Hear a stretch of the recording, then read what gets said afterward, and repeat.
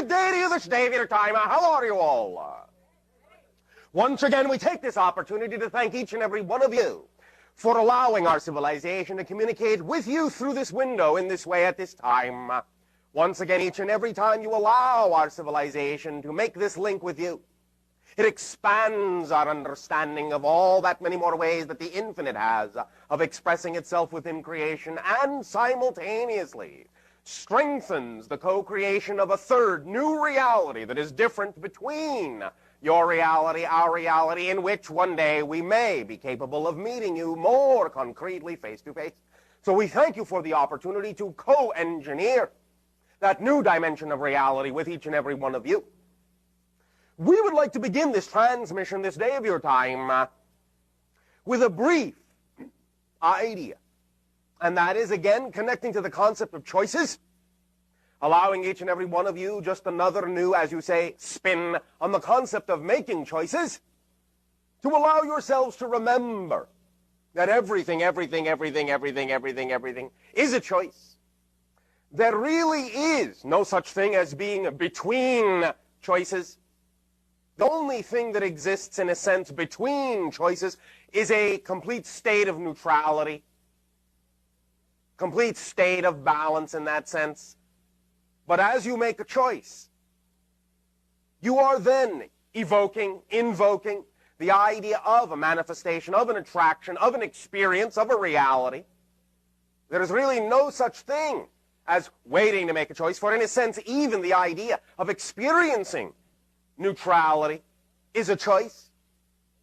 But as you make your choices from one to the other, and understand that there's really nothing in between, that you're always in a state of choosing something, you can allow yourself more opportunity to experience, to know, to feel that all choices are equal. No choice, in a sense, has more power than any other choice.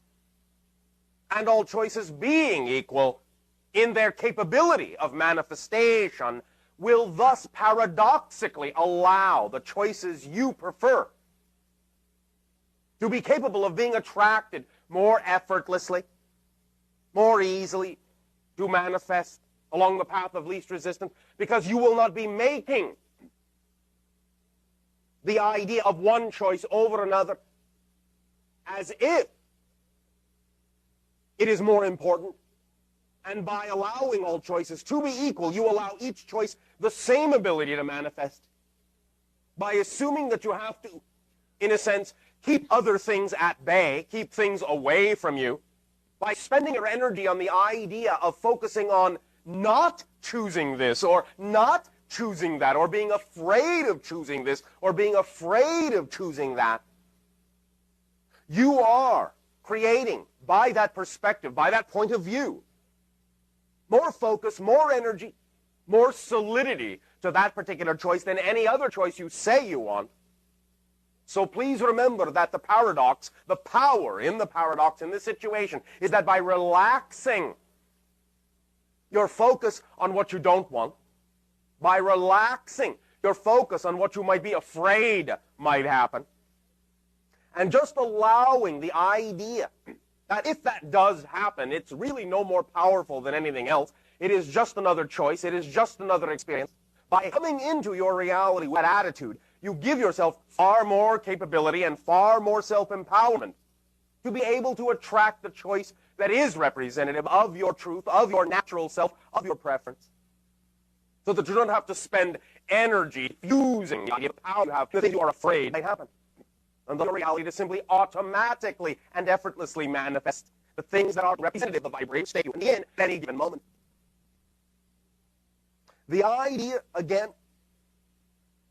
to please remember, is that as you allow all choices to be equal, as you allow the path of least resistance to manifest itself in your reality, is to remember to remain in the moment, intact with your discernment about what is happening, and to be willing to use every single scrap, every single iota, every single gram, every single crumb of what is going on.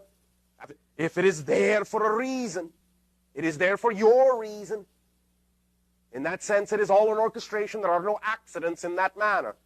So every little single thing, no matter how insignificant it may seem, we're not saying you have to become fixated on it in terms of being fixated on all the details, but simply realize and allow that everything that is going on, no matter what it is, no matter how big, no matter how small, is there for a reason as part of the whole picture that you happen to be at that moment. Do not discount or dismiss or ignore or deny anything that is going on in your reality at any given moment, because if you do, you are denying a portion of the present, you are denying a portion of your power, you are denying a portion of your orchestration, and therefore not capable of allowing the next moment to occur because you are unwilling to allow this moment to be fully what it needs to be. You must accept yourself totally. And this brings us to the final point of this brief idea, this brief sharing, and that, once again, is that no matter how many techniques you may get from us or elsewhere, no matter how many tools for manifestation or living your life you may get from us or elsewhere, no matter how many ideas, no matter how many philosophies, no matter how many understandings you have about reality or yourself that you wish to apply to make change in your life, no matter how many you get, no matter where they come from, they are all hinged, first and foremost, on your unconditional love of yourself, on your true valuation of yourself, on your true and total acceptance of yourself, and the cessation of denial of your being. If you do not value yourself first, love yourself unconditionally, accept yourself as you are, you cannot use any of these tools in any way, shape, or form. They will not be effective because you will not be present to use them. Only by loving yourself unconditionally, even if you know you wish to change. Only by loving yourself as you are unconditionally gives you the power to stay in the present, to be able to use the tools that we are sharing with you, or anyone may share with you, because only in the present is your point of power. You only exist in the here and now. And if you are not allowing yourself to accept yourself fully, then you are not being in the present. If you're not in the present, you cannot use the things that exist in the present, because that's the only place things exist, here and now. So if you pretend that you're not here, if you ignore a portion of yourself, if you deny a portion of what is happening in your life, as if it were not a reflection of you, then you deny yourself the capability and the power to use all the knowledge, all the empirical mechanical understanding, all the consideration, all the definitions we have shared or others have shared with you. So it begins with you. It continues with you. It ends with you in the sense of knowing that you are made out of unconditional love of the infinite, and thus if you do not reflect in thought, word, and deed all that unconditional love, which again does not mean that you dispense with discernment about recognizing what you prefer as a vibration, but nevertheless recognizing that you can still unconditionally allow, unconditionally love, equally allow all choices to be valid, while then choosing, while then making the choice from your recognition, from your unconditional love, those things that you know represent your truth, your vibration, your reality, as your understanding of the consciousness of the being that you were created to be. Therefore, with this in mind, we thank you once again for allowing us at this timing to share this tidbit of information with you, this perspective, this point of view. And in return for the gift that you are giving our civilization in allowing us to experience this interaction with each and every one of you, I ask you now in return, in what way at this time may I and my world be of service to you? As far as business goes. On your world? In my life. In your life specifically? Yes. Well, what are you excited to do? It must be representative of your excitement.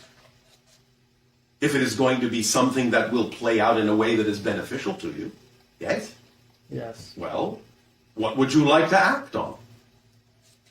Make more money. Make more money? That's what you want the business to be about? No, actually I don't. Well, thank you. So you see, you have said something that's actually not representative of your excitement. You've just described nothing more than a side effect. What actually excites you to do? Help people. In what way does it excite you to do so? See them happy. By doing what? Well, whatever makes them happy. Which would be what? You are allowed to determine specifically in what way you would like to participate that might give them an opportunity to choose to be happy. So is there some particular methodology or expression that would be representative of your happiness? Not that I can think of right now. All right, well then when you think of it, act on it to the best of your ability with absolutely no insistence on what the outcome ought to look like. Yes? Yes. That's how it works. And the idea of being supported is to relax your definition of abundance so that money can be there when it needs to be, but so that other forms of abundance can be there when money isn't necessarily the path of least resistance. But let's say you're really happy playing basketball every day. All right. But you can't support. How do you know? So you just have to act on faith. You act on knowledge that by acting on what is your highest excitement at any given moment, which probably won't necessarily mean you're playing basketball every day, let the excitement organize what will actually work for you every day, because excitement is the organizing principle. But nevertheless, whatever it is, if it is truly the most exciting thing you can do at every moment, to the best of your ability, with no assumption of the outcome, something will happen synchronistically to give you an opportunity to be supported by the things that you're doing that are representative of your excitement. I see. So just go with the flow. Let me give you a story. You may or may not have heard this story before, but it is something that occurred to someone on your planet, so you will understand that I'm not just making up an idea. This is something that actually worked for a physical person on your planet, and this will act as an illustration of what we are discussing. Did you hear us tell the story about the mother that loved to tell stories to her children? No. This mother, her greatest joy in life was telling stories to her children, making stories up for them. It was so exciting to her to do this that she made fantastic stories. Her imagination knew no bounds, and her children were enthralled, mesmerized by the stories that she would create, because so free was her imagination. And so excited was she to tell these stories and make them up. The stories were so thrilling that the children started to invite their own friends over to listen to the stories. The stories were so thrilling that the friends of her children started to invite their parents over to tell the stories. The stories were so thrilling that the parents started offering to pay her to come to groups to tell stories. Now, many people on your planet would have thought that a mother just telling stories to her children would never be a way that she could possibly support herself. Yet that's exactly what happened. Because she was willing to act on her excitement and to know that in some way, shape, or form, her ability to continue to express her highest excitement would be supported in whatever way that needed to be it money or be it other forms of abundance. So the idea, however, is that on any given day, to use your example, the most exciting thing you might find that you would like to do might be to play basketball. However, you may also find that in the same day, suddenly, the excitement to play basketball may wane. And when it then wanes and lowers and lessens, you may look around at all the opportunities available to you at that moment and say, well, all right, the excitement has kind of gone out of that idea, but where has it gone? What now is the most exciting thing I could act on out of all the options available to me at this moment? Maybe that at that moment you will find that you are hungry, and thus then having lunch or having lunch with a friend would be the most exciting thing you can imagine doing. Act on it to the best of your ability, with no assumption or insistence or expectation as to what the outcome should be. Just act on it to the best of your ability if that is the thing that actually contains the highest excitement at that moment. Because you never know where it's actually going to lead you. But you will know, generally, that it will always lead you to another circumstance and situation that will provide you the opportunity to continue to act on your highest excitement and allow your excitement to expand.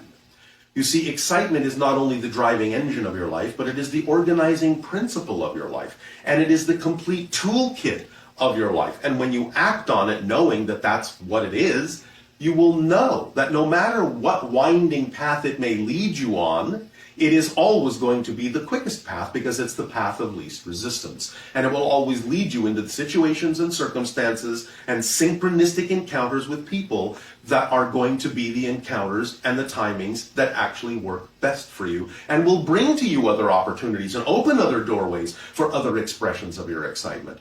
This is a self-fulfilling kit. That's how it works. At every given moment, step by step, on whatever scale it occurs, just choose the opportunity made available to you by your life that contains the highest excitement. Act on it to the best of your ability, taking it as far as you can until you can take it no further, with no assumption or insistence or expectation as to what the outcome ought to be. And when you are done with that, then choose the next most exciting thing that your life presents to you as an opportunity you have the ability to act on. In coming to this conversation today, were you not acting on your excitement? That was the most exciting thing. Then that's all you need to keep doing, yes? Yes. When you leave this conversation, you will look and say, there are a number of opportunities available to me. I can go here, I can go there, I can do this, I can do that. Out of all the options that you are aware of, pick the one that feels most exciting, that you have the greatest ability to act on. And act on it, and just keep doing that. And that's all you need to do. When we talk about the idea of acting on your excitement, it doesn't have to be expressed as a career, a project, or any long-term arrangement. We mean literally moment to moment to moment. Every moment you're offered options. I can leave, I can go, I can stay, I can eat, I can read, I can jump, I can walk, I can play, I can go to the movies, I can do this, I can drive my car, I can fly, I can go here, I can go there. Pick the one that is the most exciting one you have some ability to take action on, and take action as far as you can. And that's as far as you need to take it. And then act on the next most exciting thing, and the next, and the next, and the next, in the same way, one after another, step by step, until the end of the day when you feel that you are excited about going to sleep because you're tired, and you will know that whatever didn't get done that day didn't need to be done.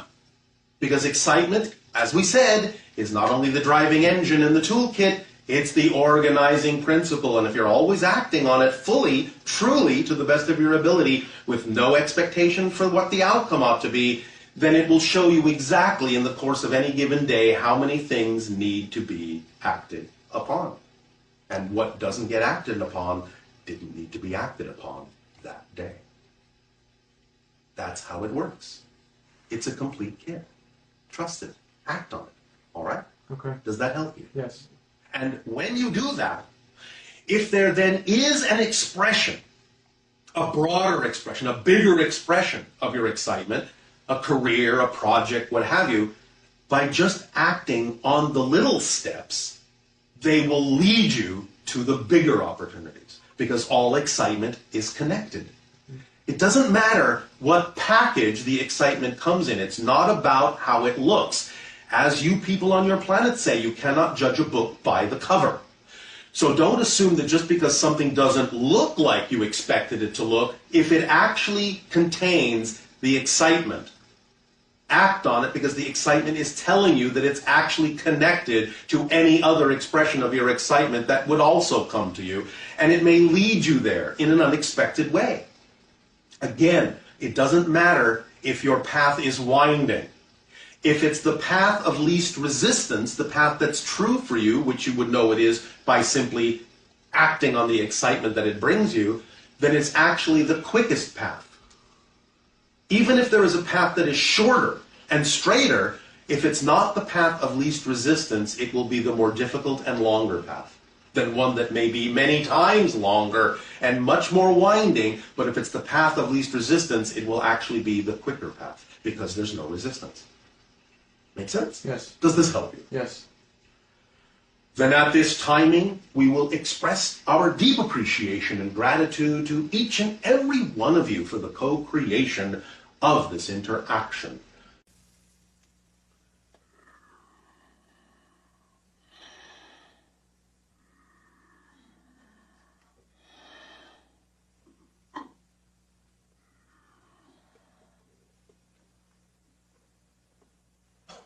good day to you this day of your time. How are you all?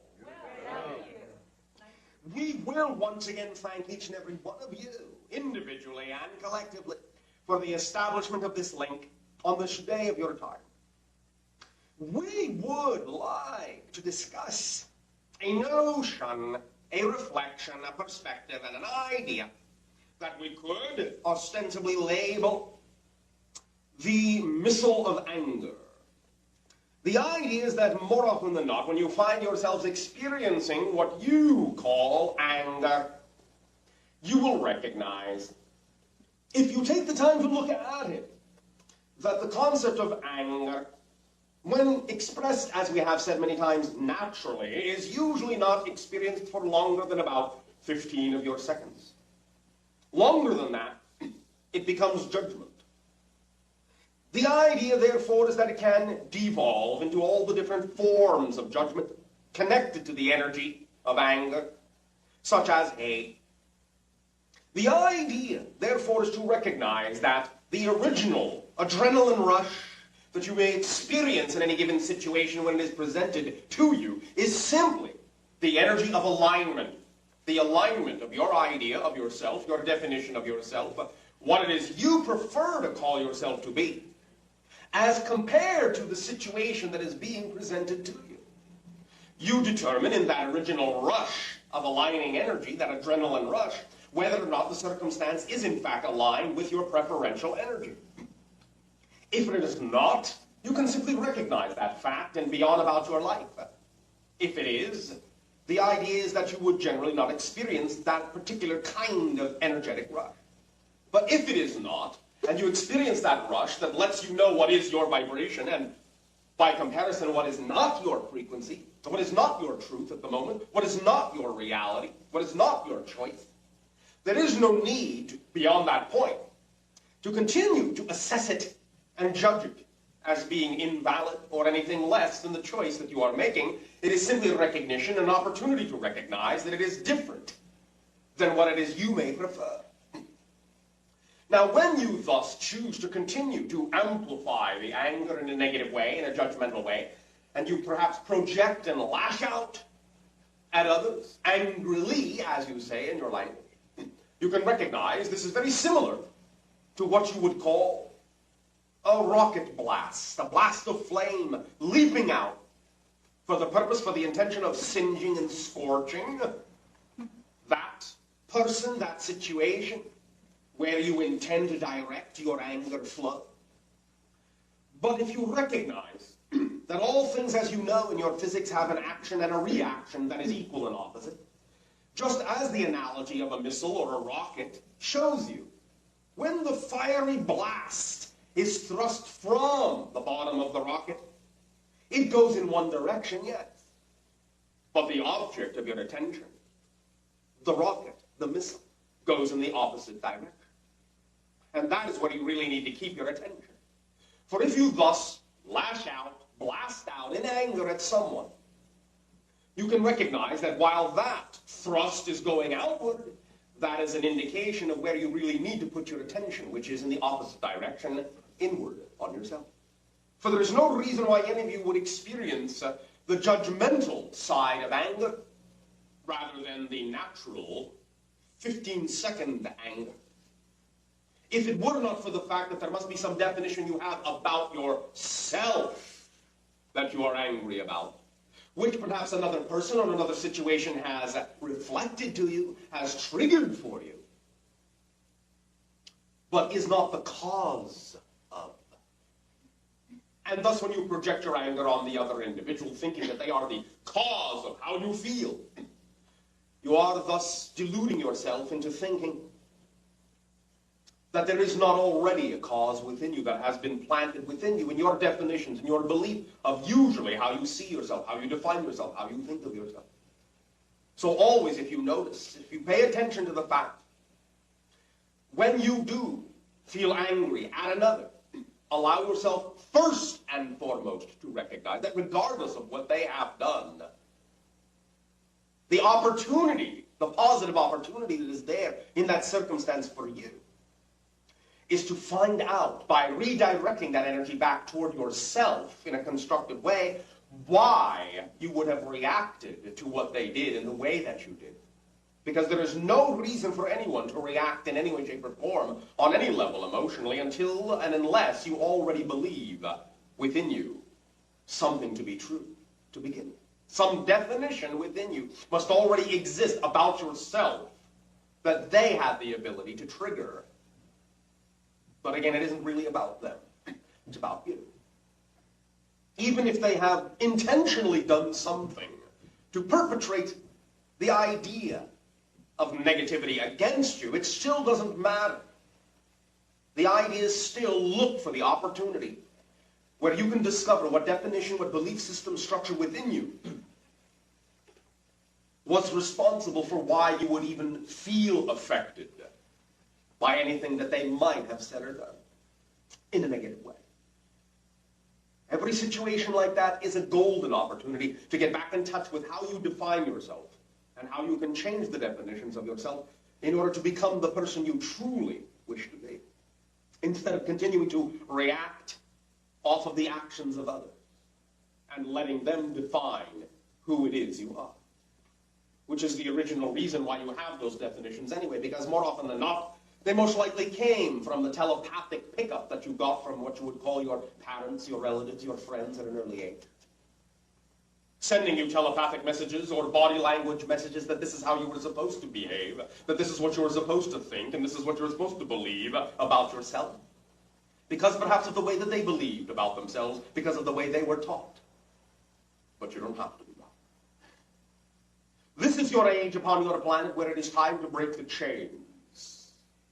Time to break the link, the continuity, and not allow yourself to just assume that the way you might automatically react to something because of the way you have automatically assigned a meaning to it is necessarily the meaning that the thing has to have. The idea is for you to get in touch with what meaning you would prefer the situation to have. How you would prefer to define its effect in your life, and to trust and to know that by changing that definition, you will in fact change the effect it has. For your physical reality can only affect you according to how you define it is possible for it to do so. And that is the only power physical reality has, based solely on the meaning and the definitions that your self-empowerment and your consciousness have allowed it to maintain. We thank you for allowing us to reflect this idea, which is now one of the aspects that your collective consciousness on your planet is exploring at this time, to the individuals present in this particular link. We thank you for the gift of allowing us to experience each and every one of you. For each and every time we interact with every one of you, we are afforded an opportunity to experience that many more facets of the multidimensional crystal of the infinite. And we thank you for that. In return for the gift you are now allowing our civilization to experience through this conduit at this time, I ask, in what way may I be of service to you? I want to say good day to you this day of your time. How are you all? Once again, we take this opportunity to thank each and every one of you, first of all, for creating this transmission with us this day of your time. Once again, each and every time, your civilization co-creates these transmissions with our civilization, we are afforded an opportunity to see and experience through each and every one of you that many more perspectives within creation, and this expands our understanding of the infinite. So we thank you for this gift. We would like to begin this transmission with the following idea that we will call negotiation and resolution. Now, many times in conversations on your planet, as we have observed your people, there will be opportunities over and over and over again that will call for what you call negotiation and resolution. In many cases, because of the portions of your consciousness that have been trained within you to be hidden, there will sometimes be agendas within you that you will not even necessarily consciously know about, so that when you go about the business of negotiating for what you believe is supposed to be the resolution, you may find yourself at odds with the individuals you are negotiating with, because you may be on one particular track, as you say, thinking that you are both going in the same direction, when in fact you are even sometimes heading in opposite directions, because you may not necessarily be aware of what your own hidden agendas are and what it is you actually think you're negotiating for. What kind of an outcome or resolution you think you're supposed to have may be diametrically opposed to the belief systems and definitions and resolutions that the other individual or individuals believe they are supposed to have. Now, sometimes, of course, many of you know you have different agendas, but will, for one reason or another, again, usually because of emotional hidden agendas, insist on sticking to the kind of resolution you desire. In fact, many times demand, and will not necessarily accept that a resolution has been created unless, to put it simply, you get your way. The idea, however, is to understand that because many of these hidden agendas exist, and because many of these hidden agendas will color the way in which you go about creating a so-called resolution, you may find, of course, that you will not come to a resolution because of that coloration. The idea in all negotiations, in all desire for resolution, is to really focus on the idea of resolution itself as a concept before you focus on the idea of exactly how specifically such a resolution must be accomplished. In other words, if you make not your own agenda the priority, but the idea of coming to a resolution at all the priority, that is your primary concern, that you do, in fact, come to some kind of resolution, no matter how you get there, then by allowing the idea, the concept, the desire for resolution itself to be primary, you can allow the concept of resolution to guide the methodologies and guide the details about how you come to the resolution, rather than making the resolution subservient and, in a sense, secondary to the idea of what you think you're supposed to get out of it. When you focus on the idea that the primary reason for being in the negotiation is to come to a resolution somehow, that the resolution is paramount, then that desire, that focus, will help you search for more ways to achieve a resolution than you might otherwise have been willing to look at, because you may have been focused on your own hidden agenda, which in many cases, by definition, would be relatively limited as far as all the different ways that a resolution could be created. So focus on the resolution itself as the main goal of any negotiation, that coming to a resolution is the primary agenda, regardless of how you get there. And you will find yourself with that in mind, first of all, having a common point with the other individual. If you can both agree that coming to a resolution is more important exactly than how you get there, you're already in agreement on something. And that is a good beginning to any negotiation and any resolution. We thank you for allowing us to reflect this concept to you at this time and to share with you our perspective on this particular matter.